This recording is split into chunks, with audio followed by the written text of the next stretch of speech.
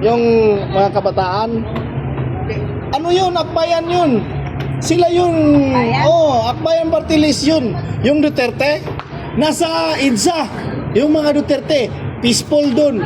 Yung mga kapulisan dun. Napaka-peaceful. Hayahay.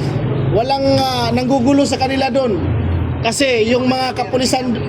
Hindi. Huwag kang maniwala sa mga salita-salita, ma'am, kasi paninira lang yan. Yung kabataan, Akbayan Party List yun. Nandoon, nanggugulo kanina. Hindi mga Duterte. Marami kayong nagsilakan. Yung mga kapulisan natin doon, ma'am, sa EDSA, nakangiti.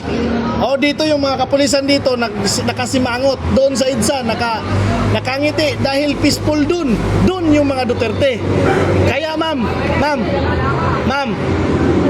kung narinig mo lang yung sinasabi mo, ano yan? Paninira yan. Paninira yan.